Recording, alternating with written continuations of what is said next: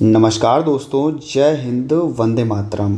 आप सभी का एक बार फिर से बहुत बहुत स्वागत है आपके अपने YouTube चैनल एग्ज़ाम ट्रिकी में, जहां पर दोस्तों आज हम लोग बात करेंगे डीएड स्पेशल एजुकेशन का जो फर्स्ट ईयर का पहला ही पेपर है आपका इंट्रोडक्शन टू डिसेबिलिटीज़। इसकी यूनिट 3.2 पर चर्चा करेंगे और यूनिट 1 से लेकर के आपका 3.2 तक यानी कि 3.1 तक आपका वीडियोस अपलोड कर दी गई है। बाकी हम लोग बात कर लेते हैं आपके इस टॉपिक की, जिसका नाम है स्पेसिफिक लर्निंग डिसेबिलिटीज़, विशिष्ट अधिगम अक्षमता। यहाँ पर इसके प्रकारों के बारे में जानेंगे, कारण के बारे में जानेंगे और इसकी परिभाषा के बारे में जानेंगे। यहाँ से कोई भी हो, आईडीडी, HIVI, कोई भी स्टूडेंट हो, आपको 2 से 3 नंबर का क्वेश्चन यहाँ से आपको देखने को ज़रूर मिलता है। तो बात करते हैं स्पेसिफिक लर्निंग डिसेबिलिटीज़ की। ये एक प्रकार का आपका क्या है, न्यूरोलॉजिकल विकार है। इसमें क्या होता है, व्यक्ति को पढ़ने, लिखने, गणना करने और अन्य शैक्षिक कौशलों में कठिनाई देखने को मिलती है।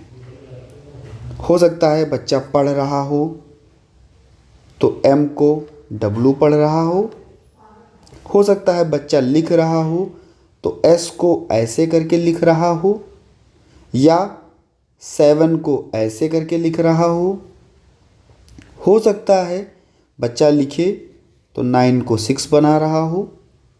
यानी कि हमारे लिखने संबंधी भी देखने को मिलता है, गणना करने संबंधी ये भी देखने को मिलता है, और जो भी हमारे शैक्षिक कौशल हैं इनमें बच्चा कुछ धीमा सीखता है, कठिनाई महसूस होती है बच्चे को। वो अपनी क्या होती है, स्पेसिफिक लर्निंग डिसेबिलिटी होती है। इसका भौतिक अक्षमता से कोई संबंध नहीं है। हम ये नहीं कह सकते कि बच्चे में स्पेसिफिक लर्निंग डिसेबिलिटी है, विशिष्ट अधिगम अक्षमता है तो वो बच्चा बौद्धिक अक्षम है, जिसका हम ये नहीं कह सकते। हो सकता है बच्चे का IQ 90 से 110 के बीच में हो, जिसको हम लोग सामान्य IQ बोलते हैं, सामान्य बुद्धिलब्धि बोलते हैं। लेकिन सामान्य बुद्धिलब्धि अगर है बच्चे में तो हम ये नहीं कह सकते कि उसमें स्पेसिफिक लर्निंग डिसेबिलिटी हो सकती है। ठीक है, ये हम नहीं कह सकते कि बौद्धिक अक्षमता, बच्चे का IQ भी कम है और इस कारण से ऐसा ऐसा है।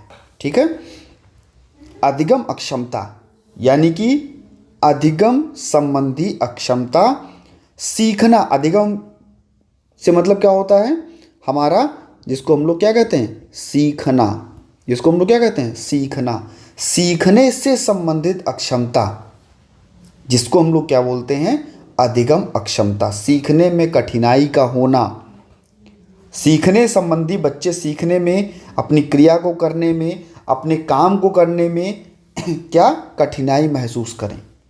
ठीक है, ये जो था आपका सर्वप्रथम 1963 ईस्वी में इसको पहचाना गया और सैमुअल किर्क के द्वारा इसे सर्वप्रथम अधिगम अक्षमता जो नाम है, इसका प्रयोग जो है सर्वप्रथम किसने, 1963 में सैमुअल किर्क के द्वारा दिया गया। इनके द्वारा परिभाषा क्या दी गई। अब यदि आपसे कह दे कि भाई स्पेसिफिक लर्निंग डिसेबिलिटी की परिभाषा लिखो, या SLD कह दे कि भाई इसका फुल फॉर्म लिखो, तो आप कहोगे स्पेसिफिक लर्निंग डिसेबिलिटी। अगर आपसे कह दे कि इसकी परिभाषा लिखो तो आप इस परिभाषा को लिख सकते हो, अधिगम अक्षमता को वाक, भाषा, पठन, लेखन, अंकगणितीय प्रक्रियाओं में से किसी एक या एक से अधिक प्रक्रियाओं में मंदता, विकृति, अवरुद्ध विकास के रूप से प्रभावित किया जा सकता है।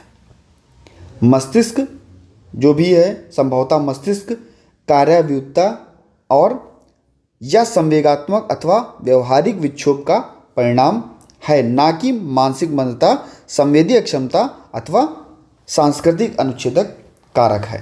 तो ये आपका किर्क के द्वारा ये परिभाषा दी गई। मुझे कौन सी सबसे अच्छी परिभाषा लगती है मैं उस पर बात कर लेता हूँ। ये देखिए, आप इसको भी लिख सकते हैं परिभाषा, स्क्रीनशॉट ले लीजिएगा। ठीक है, अमेरिका में विकसित फेडरल परिभाषा के अनुसार। ठीक है, आप इसका भी स्क्रीनशॉट ले सकते हैं और इसको भी लिख सकते हैं। मुख्यतः अगर हम लोग बात करें, विशिष्ट अधिगम अक्षमता एक ऐसी स्थिति जिसमें व्यक्ति को विशेष रूप से पढ़ाई लिखाई और शैक्षिक कार्य में कठिनाई होती है, जबकि उसकी सामान्य बौद्धिक क्षमता प्रभावित नहीं होती, जिसके अंतर्गत हमारा डिसलेक्सिया, डिस्ग्राफिया, डिस्कैल्कुलिया ये सभी आते हैं। ठीक है, कारण की अगर हम लोग बात कर लें, कारण जानने से पहले यदि हम चैनल पर पहली बार हमारी वीडियो देख रहे हैं और आपको अच्छी वीडियो लगे तो सब्सक्राइब जरूर कर देना, बेल आइकन में ऑल का ऑप्शन प्रेस कर देना। वीडियो अच्छी लगे तो लाइक करने में बिल्कुल संकोच ना करना, और जितने भी आपके ग्रुप हैं जहां पर आप लोग जुड़े हैं, ठीक है, चाहे वो कॉलेज का ग्रुप हो या कोई भी ग्रुप हो, एक बार भैया वीडियो को शेयर जरूर कर देना। ठीक है, कारण क्या होते हैं अभी इसके बाद में हम लोग इसके प्रकारों पर चर्चा करेंगे। कारण क्या है, सबसे पहला कारण है विशिष्ट अधिगम अक्षमता, जो कि हम लोग कह सकते हैं जेनेटिक हो सकती है। यदि परिवार में कोई ऐसा व्यक्ति है जो अधिगम अक्षमता है, उसकी अगली पीढ़ी में भी उसका खतरा हो सकता है, बढ़ सकता है। मस्तिष्क में विकास संबंधी समस्याएं, जो कि गर्भावस्था के दौरान मस्तिष्क के विकास में किसी प्रकार की समस्या, गर्भावस्था के दौरान समस्याएं यानी कि माँ को गर्भावस्था में संक्रमण, पोषण की कमी, शराब, ड्रग्स का सेवन। इसके बाद में जन्म के समय ऑक्सीजन की कमी या समय से पहले जन्म, सिर पर चोट लगने के कारण कोई इंजरी हो जाती या पर्यावरणीय कारण। बहुत सारे ऐसे बच्चे जो गंभीर रूप से पोषण की जिनमें कमी है, तो इनमें और या ब्लड या लेड की कमी है, शीशे की कमी है, तब भी दिक्कत आ सकती है। रोकथाम की अगर बात करें तो रोकथाम के लिए गर्भावस्था के दौरान माँ की देखभाल करनी होगी, सिर पर चोट के बचाव के कारण देखभाल करनी होगी, समय समय पर चिकित्सा की देखभाल करनी होगी। अगर हम प्रकारों की बात कर ले तो कहेंगे सबसे पहला आपका डिसलेक्सिया।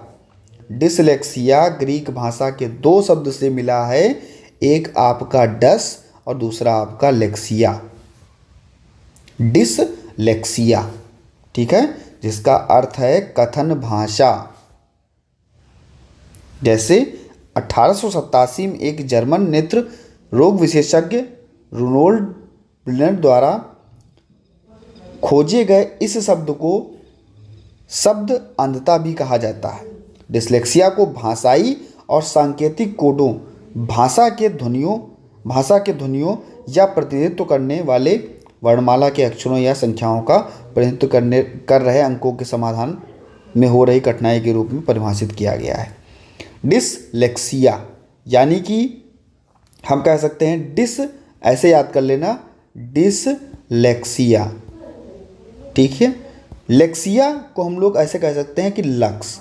ठीक है, कहेंगे भाई जब हम लक्स साबुन को लगाएंगे तो हमारा पढ़ने में अच्छे से मन लगेगा। अगर हम लक्स साबुन को नहीं लगाएंगे, डिस कर देंगे, हटा देंगे, तो भैया क्या होगा, दूसरी कोई साबुन लगाएंगे तो पढ़ने में मन नहीं लगेगा। ठीक है, तो ऐसे याद कर लेना, डिसलेक्सिया यानी कि पढ़ने से संबंधित, ठीक है, हमारी जो भी अक्षमता होगी वो डिसलेक्सिया के अंतर्गत आएगी।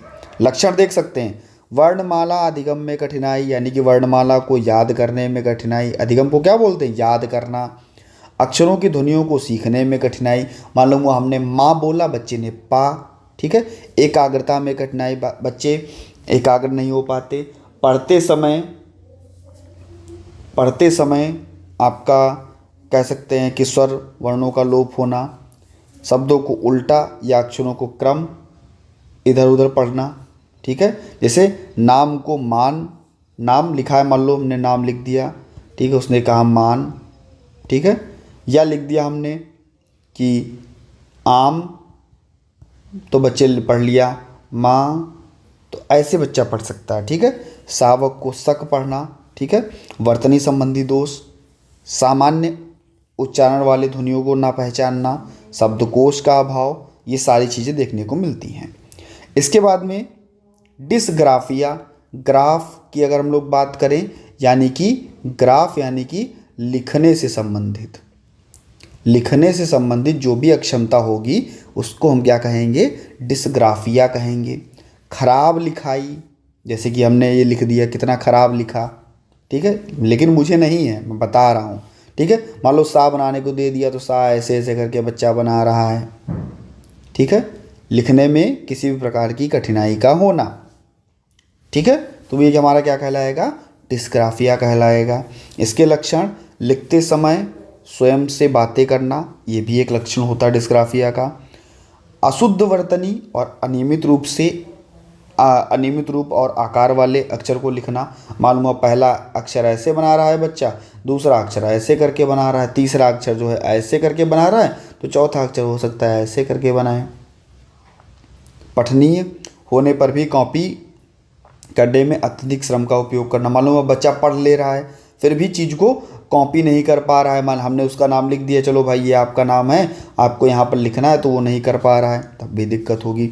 लेखन सामग्री पर कमज़ोर पकड़, ठीक है, या सामग्री को कागज़ से बहुत नज़दीक पकड़ना। भाई पेंसिल नहीं सही से पकड़ पा रहा है, या बिल्कुल नहीं सही से नहीं पकड़ पा रहा है, या बिल्कुल नहीं पकड़ पा रहा है, ये भी आपको देखने को मिल सकता है। लाइनों का ऊपर नीचे लिखना, लाइनों के ऊपर लिख रहा है, नीचे लिख रहा है, ये भी देखने को मिल सकता है।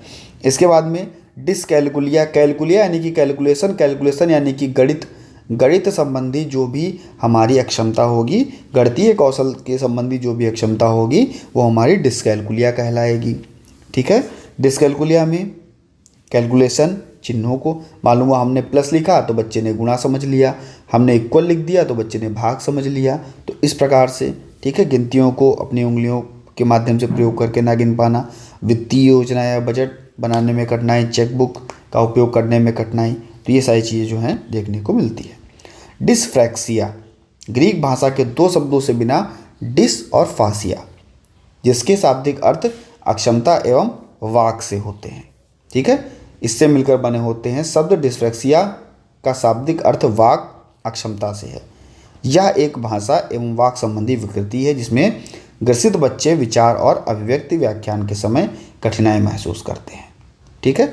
यहाँ पर क्या होता है, मुख्यतः रूप से मस्तिष्क जो है वो डैमेज होता है, क्षतिग्रस्त होता है, ठीक है। ये हमारा क्या कहलाता है, डिस्फ्रैक्सिया कहलाता है। मुख्य रूप से चित्रांकन संबंधी अक्षमता की ओर ये संकेत करता है आपका डिस्फ्रैक्सिया, इसको भी याद रखिएगा, ठीक है। इससे ग्रसित बच्चे लिखने और चित्र बनाने संबंधी चीज़ों में क्या करते हैं, कठिनाई महसूस करते हैं। तो ये हमें देखने को मिलता है यहाँ पर। इसका शैक्षिक प्रभाव क्या होगा, जब हम बच्चे को पढ़ाने के लिए ले जाएंगे, शिक्षा में उतारेंगे, कहेंगे भाई आप पढ़ो लिखो एजुकेशन लो, तो क्या होगा, स्लो लर्नर होंगे बच्चे। क्या करेंगे, धीमे धीमे याद करेंगे, धीमे धीमे याद करेंगे। सामान्य बच्चों की तुलना में पढ़ाई में अधिक समय लेंगे, धीमे धीमे याद करेंगे बहुत। और इसके बाद में क्या है, इनको इंडिविजुअल अटेंशन की आवश्यकता होगी। 1-to-1 सेशन अगर इनके साथ हम करेंगे, जो भी विशेष तकनीकों का प्रयोग करेंगे आवश्यकता के अनुसार, तो ये हमें देखना होगा। इसके बाद में विशेष शिक्षण सामग्री, स्पेशल जो भी एजुकेशन है, इन बच्चों के लिए विशेष पाठ्यक्रम सामग्री और सीखने की विधियां तैयार की जाएंगी, ठीक है। तो ये सारी चीज़ें। इसके बाद में समावेशी शिक्षा, इंक्लूसिव एजुकेशन, इसे मुख्य धारा में हम बच्चों को ला सकते हैं।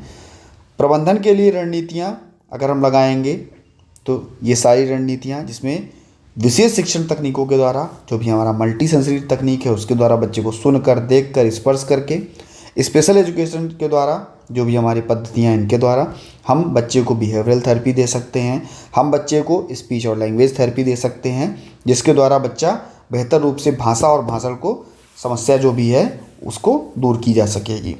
और यहाँ पर सबसे ज़्यादा इम्पोर्टेंट माता पिता का सहयोग भी होता है। तो इस प्रकार से ये आपका टॉपिक आज समाप्त होता है। नेक्स्ट टॉपिक आपका क्या है, ऑटिज्म स्पेक्ट्रम डिसऑर्डर। ये आपको मैं नेक्स्ट वीडियो में अपलोड करूँगा, तो बने रहिएगा आपके अपने चैनल एग्जाम ट्रिकी पर। और चैनल पर पहली बार थे, सब्सक्राइब करने के बाद में बेल आइकन में ऑल का ऑप्शन ज़रूर प्रेस कर लीजिएगा। और भैया पढ़ाई करना शुरू कर दीजिए, एग्ज़ाम आ जाएगा पता नहीं चलेगा और कहोगे सर तैयारी नहीं हुई। तो ज़्यादा से ज़्यादा वीडियो शेयर कीजिए, देखिए और दोस्तों को भी दिखाइए।